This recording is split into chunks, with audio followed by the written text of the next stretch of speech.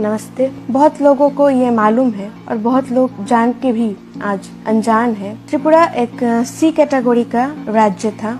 हैदराबाद और कश्मीर की तरह त्रिपुरा को भी भारत के साथ जुड़ा गया था। त्रिपुरा के महाराज वीरविक्रम किशोर मानिक्य ने पहले ही सोच लिया था आजादी के बाद त्रिपुरा स्वतंत्र भारत के साथ जुड़ेगा। 1947 28 अप्रैल महाराजा ने उनके मंत्री गिरिराज शंकर गोहे को त्रिपुरा के प्रतिनिधि के रूप में संविधान सभा में भेजा, लेकिन दुर्भाग्य से आजादी के सिर्फ कुछ दिन पहले 1947 17 मई को 39 साल की उम्र में उनका देहांत हो गया। महाराजा वीरविक्रम किशोर मानिक्य जी के देहांत के बाद नियम अनुसार उनके बेटे किरीट विक्रम किशोर मानिक्य जी को राजा बनना था, लेकिन नाबालिग होने के कारण ब्रिटिश सरकार के सुझाव के तहत उस समय त्रिपुरा में काउंसिल ऑफ रेजेंसी का गठन किया गया। राजमाता कांचन प्रभा देवी काउंसिल ऑफ रेजेंसी का प्रेसिडेंट नियुक्त हुआ था। भारत की आजादी के बाद कुमिल्ला और फेनी जिले की कुछ मुस्लिम लीग के सदस्यों ने त्रिपुरा को पाकिस्तान के साथ जोड़ने का साजिश शुरू कर दी। यहाँ तक नेशनल गार्ड ऑफ कुमिल्ला के पहल पर त्रिपुरा के कुछ लोगों के सहायता से पाकिस्तान ने त्रिपुरा राज्य पर हमले की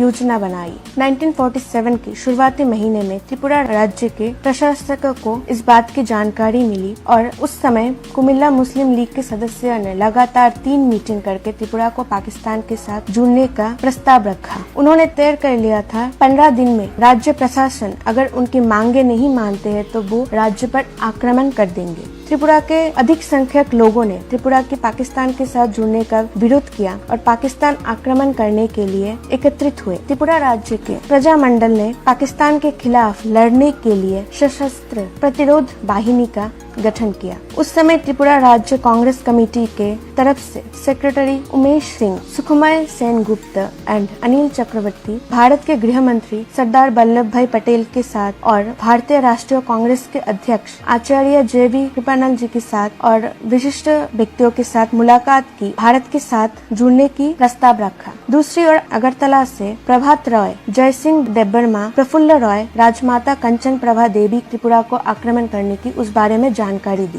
तुरंत ही राजमाता कंचन प्रभा देवी ने भारत के गृह मंत्री को एक चिट्ठी लिखी और पाकिस्तान की इस योजना के बारे में उनको जानकारी दी। गृह मंत्री ने राजमाता को इस मामले पर चर्चा करने के लिए दिल्ली बुलाया। राजमाता दिल्ली पहुँच के सरदार पटेल के साथ इस मामले में लंबी बातचीत की। 3 नवंबर 1947 भारतीय खुफिया एजेंसी को कुमिल्ला मुस्लिम लीग की इस गतिविधियों की जानकारी मिली। उस समय भारत के प्रधानमंत्री पंडित जवाहरलाल नेहरू ने पाकिस्तान के गतिविधियों पर गहरा दुख व्यक्त किया और 4 नवंबर 1947 को जवाहरलाल नेहरू जी ने गृह मंत्री तथा उस समय के deputy prime minister Sardar Vallabh भाई पटेल को त्रिपुरा को लेकर आवश्यक कार्रवाई करने का अनुरोध किया। इससे पहले उन्होंने असम सरकार को इस बारे में सूचित किया और टेलीग्राफ के माध्यम से पाकिस्तान सरकार को चेतावनी दी। इस स्थिति में पाकिस्तान को पीछे हटना पड़ा था। उन्होंने जो योजना बनाई थी त्रिपुरा को आक्रमण करने की, उस स्थिति से उनको पीछे हटना पड़ा। 1948 12 जनवरी काउंसिल ऑफ रेजेंसी भंग कर दिया गया। उस दिन राजमाता कंचन प्रभा देवी जी ने अकेले राज्य प्रतिनिधि के रूप में त्रिपुरा का दायित्व संभाला। राजमाता की सहायता के लिए अवनीभूषण चटर्जी, विजय कृष्ण आचार्य जी